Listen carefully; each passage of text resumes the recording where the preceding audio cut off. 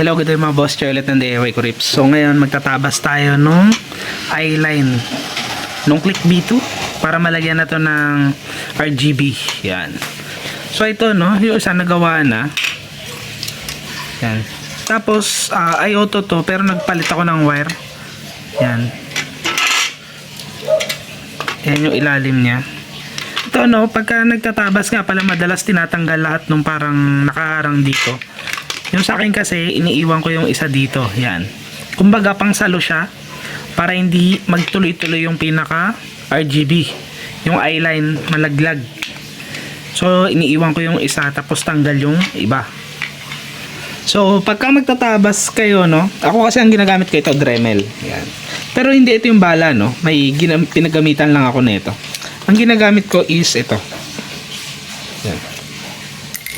Tapos, ang setting ko is ito, yung ginamit ko yung pinakabarena, 2. Pero, ang ginagamit kong setting is 3. Yan. So, ang way nung pagtabas dyan, dapat sundin nyo ito. Yan. So, kailangan masundan nyo ito. Yan. So, ang ginagawa ko dyan, itong guhit na ito, sinusunod ko yan. Yan. Tapos, liliko na ako dito. Yan, dito. Tapos, ito naman, itong pinakakanto na yan, susundin nyo yan, pero, hindi ko yan sinasagad. Nag-iiwan din ako ng konti dyan. Yan. So, ikakat ko na muna, no, tapos papakita ko na lang sa inyo. By the way, kung gusto nyo tumagal-tagal yung buhay ng pinaka-Dremel nyo, eto kasi no, plastic kasi to.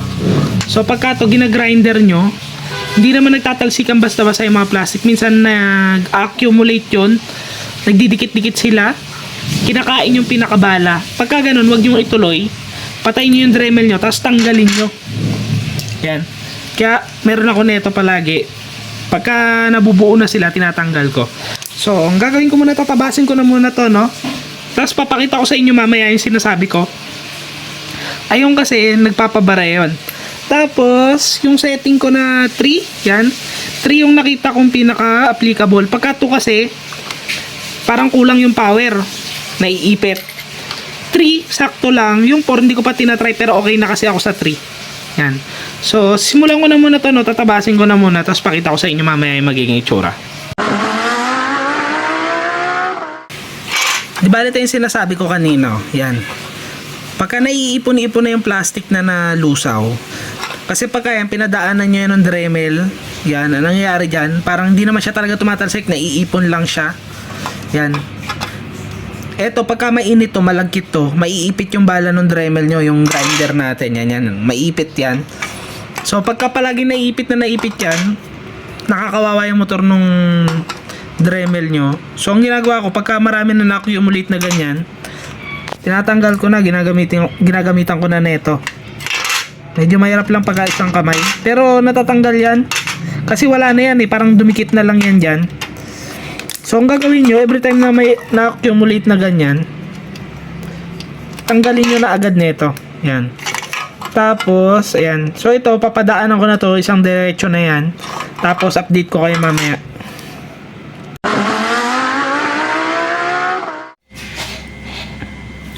Bale, ito na, no? Nakat na natin yan. Tapos, iniwan ko pa rin to. Yan. Yung isa dyan. Para may pansalo dun sa ilaw.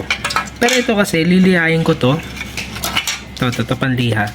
Kasi pipinturahan ko ng puti. Yan. So, lihain ko na muna, no? Tapos, diretso pintura ko na. Tapos, tignan natin kung ano yung magiging itsura. May spare pa naman kasi akong ganito. So, ito, free lang ito sa binili kong mask na galing Indonesia. Second hand kasi yon. Tapos may kasamang ganito. Kaya kung mapapansin nyo, puro gas-gas, daming gas-gas na ito. Yan o. So, biyahin ko na muna to. Tapos, pinturahan natin. Update dun sa ginagawa nating eyeline. Ano nangyari? Nagtuloy-tuloy yung gawa ko. Pambira, hindi ko na naman na-videoan. Nung nagliha ako, nag-repaint ako. Hanggang maikabit ko. Walang video. Pero ito na siya, no? Yan. So, naikabit na natin. Pero, ang original ko sanang plano ikabit yan, hindi naman, ayan. Ito sana. Ayan, oh, ginawa ko na ng harang sa likod. Para makapaglagay na sana ako ng LED. Kaso nga lang, ganyan yung magiging itsura niya. All white, tapos parang may umitim. So, parang iniisip ko, sa susunod ko na lang siguro ikakabit yan kung sakali. Try ko muna to, kung maganda. Pakita ko na lang sa inyo yung likod. Pero technically, no, di ba ni-repaint natin yun? Wala namang makikita na puti. Ito lang part na to. Yan. Pero yung silver na ni-repaint natin sa loob, wala talaga. Ito lang, silver na to na naging puti. Ayun na lang yung magiging may expose.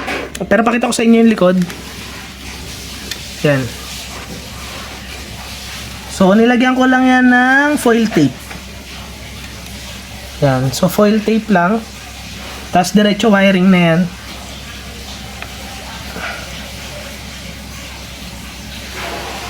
So, ito, ite-testing ko muna kasi to kung okay naman. Tapos, saka ko na ipa-finalize lahat. Pero ito na yung mga sakit niya, nasa gilid. Tapos, nilagyan ko na lang din ng tanda kung saang module ko yan ikakabit. So, kung napanood nyo yung previous video ko, 2 module yung gagamitin ko. So, dito, mahahati ito sa 2 module. Ito, para to do sa isang module. Tapos, ito naman, para sa isang module ulit. Nilagyan ko lang ng electrical tape na tanda. Pero wala tong putol, no? Isang buong, isang buong wire. Yan. So, ayan na lang muna, no? So, tapusin ko na tong video na to. Ingat kayong lahat. Ride safe.